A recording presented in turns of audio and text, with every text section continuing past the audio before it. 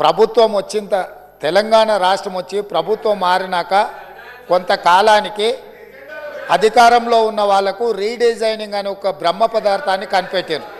ఆ బ్రహ్మ పదార్థంతోనే తుమ్మిడిహెట్టి దగ్గర నిర్మించాల్సిన ప్రాజెక్టును వివిధ మార్పులకు చేర్పులకు దారితీసి చివరికి మేడిగడ్డ, అన్నారము, సుందిల్ల ఇక్కడ బ్యారేజీలు కట్టి మేడిగడ్డ నుంచి లిఫ్ట్ చేసి అన్నారంలో పోస్తాం, అన్నారంలో నుంచి లిఫ్ట్ చేసి సుందిల్లలో పోస్తాం, సుందిల్లలో నుంచి నీళ్లు లిఫ్ట్ చేసి మిడ్మానేర్లో పోస్తాం, అక్కడి నుంచి మిగతా ప్రాంతాలకు నీటిని తరలిస్తామని చెప్పి ప్రాజెక్టు రీడిజైనింగ్ అని ఒక బ్రహ్మ పదార్థాన్ని కనిపెట్టి 38,500 కోట్ల రూపాయల అంచనాతో ప్రారంభమైన ఈ పనులను 1,47,000 కోట్ల రూపాయలకు పెంచింది అధ్యక్ష. అది కూడా పూర్తి డీటెయిల్ ప్రాజెక్ట్ రిపోర్ట్ ఉందంటే అది కూడా లేదు. ఇప్పటికీ 1,47,000 కోట్ల రూపాయలకు చేరింది. అది ఇంకా భవిష్యత్తులో పూర్తి చేయాలంటే 2.5 లక్షల కోట్లు అయిద్దా ఎంత అవుతా ఇంతవరకు అంచనాలు వేయడానికి కూడా సాహసం చేసే పరిస్థితి లేదు. సరే, అంచనాలు ఎట్లా పెంచిండ్రు, ప్రాజెక్టు రీడిజైనింగ్ ఎట్లా చేసిండ్రు, సాంకేతికపరమైన అంశాలేంది, సాంకేతిక నిపుణులు ఇచ్చిన ప్రాజెక్టు డిజైన్ ఏంది, దాని తర్వాత జరిగిన నిర్మాణం ఏంది, నిర్మాణం తర్వాత జరిగిన నిర్వహణ ఏంది, ఇవన్నీ ఒక్కెత్తైతే ఈరోజు మేడిగడ్డ బ్యారేజ్ అనేది కుంగిపోయింది అధ్యక్ష. కుంగిపోయినప్పుడు గతంలో ఉన్న ప్రభుత్వం ఏం చెప్పింది, బ్యారేజ్ కింద ఇసుక కదిలింది, ఇసుక కదిలితే ప్రాజెక్టు కుంగింది అని చెప్పిండ్రు అధ్యక్ష. నేను తమరి ద్వారా అడుగుతున్న అధ్యక్ష, ఇసుకలో పీకమేడలు కట్టిండ్రు అధ్యక్ష.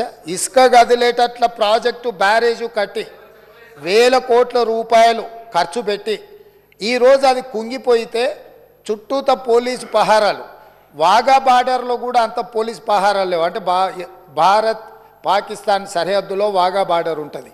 అంటే పాకిస్తాన్లోకి వెళ్ళాలి అని అంటే అక్కడ మొత్తం శత్రు దుర్భేద్య విధంగా పహారాలు కాస్తుంటారు పోలీసులు, అక్కడ ఉండే ఆర్మీ. అంతకంటే ఈ మేడిగడ్డ ప్రాంతంలో పిట్ట కూడా ఎగరడానికి వీలు లేకుండా ఆనాటి ప్రభుత్వం ఆ కుంగిన బ్యారేజ్ను ఎవరిని చూడకుండా దాన్ని దాచిపెట్టిండ్రు.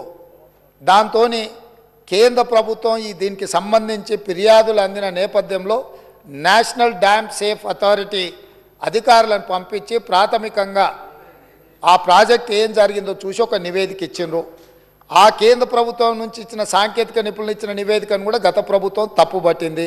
ఆ తర్వాత కాంగ్రెస్ అధికారంలోకి వచ్చిన తర్వాత అక్కడ జరుగుతున్న పరిణామాల నేపథ్యంలో కొంతమంది అధికారులు ఆఫీసుల నుంచి ఫైల్స్ మాయం చేసిందని టీవీలలో పేపర్లలో పెద్ద ఎత్తున వచ్చింది.